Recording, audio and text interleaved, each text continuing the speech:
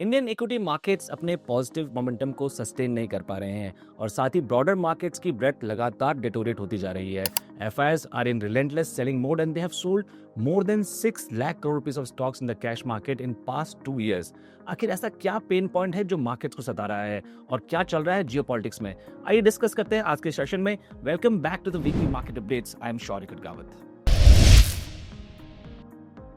Even after repeated attempts, Nifty 50 could not sustain above 26,150 levels, and also the small caps and mid cap stocks are continuously sulking, with advanced decline ratio in the favor of declines. We also have observed a pattern of fast sector rotation, यानी आज किस sector में buying नजर आ रही है तो कल उसी सेक्टर में प्रॉफिट बुकिंग हो रही है और कोई नए सेक्टर में पैसा जा रहा है। Irrespective of any positive development, FIIs का सेंटिमेंट लगातार नेगेटिव बना हुआ है और वो हायर लेवल्स पे सेलिंग करने को तैयार हैं। The government and RBI both have tried to stimulate the economy by their efforts, as government has cut down the tax rates and then followed by GST reforms. साथ ही RBI ने भी monetary easing के साथ liquidity को बढ़ाने के लिए CRR और रेट कट भी किए, but still markets are failed to respond. India is still the fastest growing emerging market economy with more than 8.2% of real GDP, and still we are not able to attract FIIs for investments. Earlier we have had the issues of higher enriched valuations and less earnings, but in the recent earnings season we have seen that finally the downgrades of earning has stopped and we have seen some kind of uptake and results were better than what we have expected. Still markets are waiting for that long awaited rally which we have not seen in past 1.5 years in Indian equity markets. साथ ही AMFI द्वारा release किया नवंबर का mutual fund inflows का data clearly indicate करता है that retail investors' faith is still intact in the market. As you can see on the SIP flows, there are still 29,445 crore, which is only 0.3% less than the previous month. साथ ही equity mutual fund inflows 29,911 crore पे आए हैं, जो कि month on month basis पे 21% का rise है। All this data clearly shows that mutual funds and domestic institutions are pouring money into the equity markets, but FIs are not ready to invest at these levels. So even after all the positive developments, why Indian markets are not responding to it? The only one reason I could see is the absence of US-India trade deal. Yes, this deal is very important for India. Narrative और statements चाहे कुछ भी set किए जाएं, but ये deal India के लिए बहुत ही इंपॉर्टेंट है and Indian governments also understand it. That is why we have been in continuous negotiation with US for to have a deal in place, but fortunately और unfortunately we don't have any concrete announcement so far. आइए समझते हैं कि ये trade deal India के लिए क्यों important है।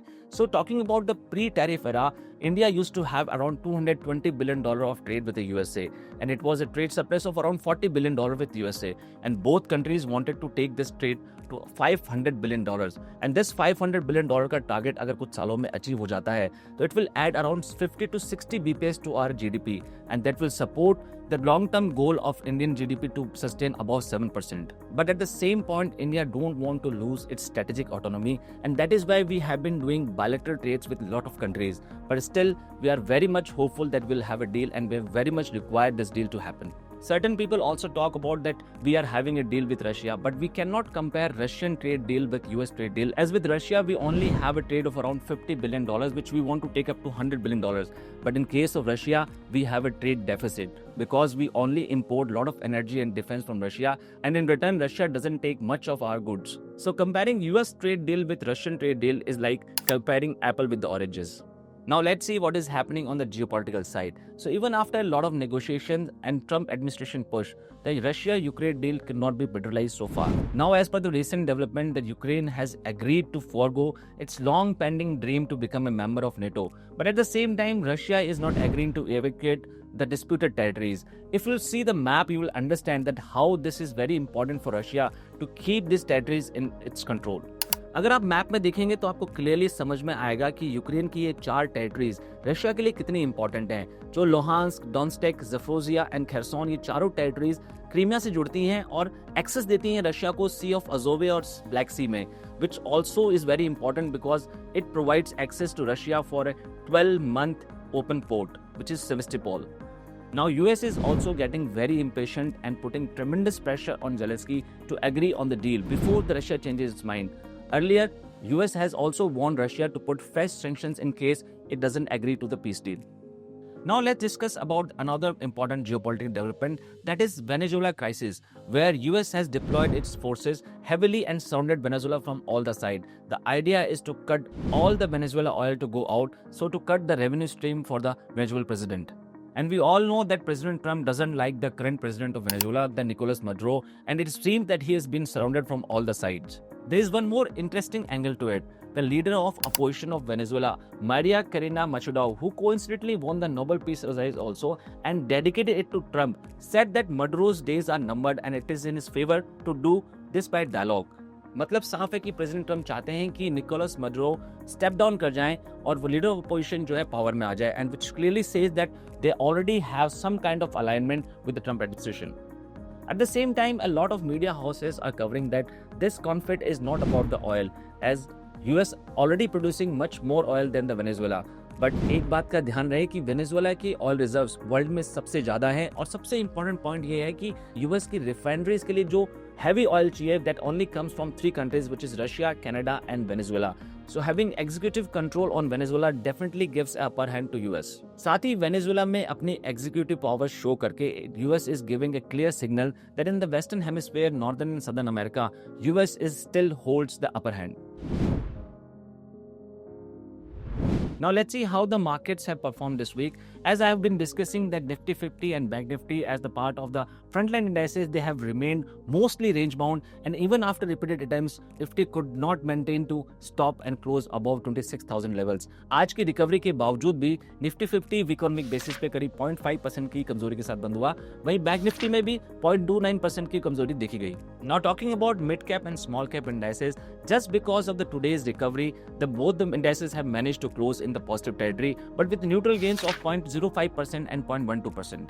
But the important point to consider here is that on one side, frontline indices like Nifty 50 and Bank Nifty are hovering around its all-time highs, whereas small cap index is still almost 10% low from its all-time highs. Sector wise performance की बात करें तो metal sector clear out performer रहा with more than 3.5% of gains on week basis. Number 2 पे consumer durables with 2.94% of gains, और number 3 पे रहा IT sector which was the out performer for the previous week, but this week it has come on the third position with 2.42% of gains on week basis. अगर negative sector की बात करें तो media sector 1.17% के negative returns के साथ बंद हुआ, वहीं प्राइवेट बैंक्स में भी हल्की कमजोरी दिखी और फ्लैट मोड पे 0.2% के नेगेटिव रिटर्न्स के साथ बंद होता नजर आया. Now let's see how the international indices and markets have performed. अगर यूएस की बात करें तो डाउ जोन्स इस हफ्ते करीब 1% के नेगेटिव रिटर्न्स के साथ बंद हुआ, वहीं नैस्डैक ने 0.7% के नेगेटिव रिटर्न्स दिए. डैक जर्मनी भी फ्लैट नोट पे बंद होता हुआ नजर आया with only 0.2% of positive gains. Now let's see how the institutions are placed for this week. Past 2 days में FIs की तरफ से कुछ पॉजिटिव एक्शन नजर आया, जहां उन्होंने कैश मार्केट में करीब 1,1500 करोड़ की कैश बाइंग करते हुए नजर आए, but all in all week on week basis पे they have sold around 3,000 crore rupees of stocks in the cash market. वहीं DIs ने ओवर कंपनसेट करते हुए 10,207 करोड़ की बाइंग इस हफ्ते करी.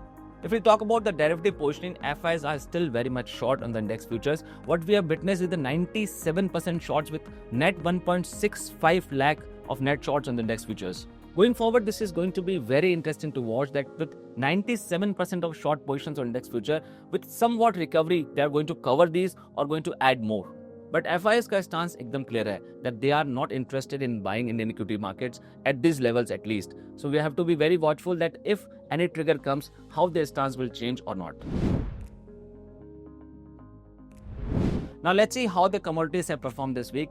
Silver is a clear winner with more than 7% of gains on week basis. Silver ने MCX पे 2 लाख के लेवल क्रॉस करने के बावजूद भी इसकी तूफानी तेजी थमने का नाम नहीं ले रही है, and now it is hovering around $65 level on the international markets. वहीं गोल्ड भी इस हफ्ते पॉजिटिव गेंस के साथ बंद हुआ, पर न्यूट्रल टेरिटरी में 0.5% के गेंस के साथ ही वीक ऑन वीक बेसिस पे बंद होता हुआ नजर आया. अगर ब्रेंट क्रूड ऑयल की बात करें तो इस हफ्ते भी ब्रेंट क्रूड के प्राइसेस में नरमी देखी गई. वीक ऑन वीक बेसिस पे 2.71% के नेगेटिव रिटर्न्स क्लॉक किए, ऑल्दो वेनेजुएला क्राइसिस के बाद भी ब्रेंट क्रूड प्राइसेस में कोई अपटिक नजर नहीं आ रही है. India's November trade deficit have widened by $24.53 billion, with imports at $62.66 billion and export at $38.13 billion. Also, India has signed a bilateral trade with Oman, offering 98% of Indian export goods at 0% tariff. To boost the trade, investment and Middle East tide, and this development has come into foray after the recent visit of Indian Prime Minister Narendra Modi to Oman and other Middle East countries. Now let's see what stocks are in news. In a recent positive development, Shriram Finance have offered 20% stake to a Japanese institutional bank, MUFG, marking one of the largest foreign investments in India's financial service sector, and this deal will give 39,617 crore rupees of preferential issue to the Japanese bank. In another development, RBI has approved the HDFC Group to acquire 9.5% stake in the IndusInd Bank.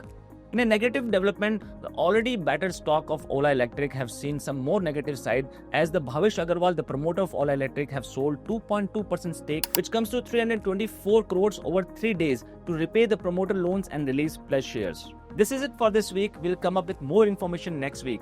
Till that time, stay tuned with us. Thank you so much. Jai Hind.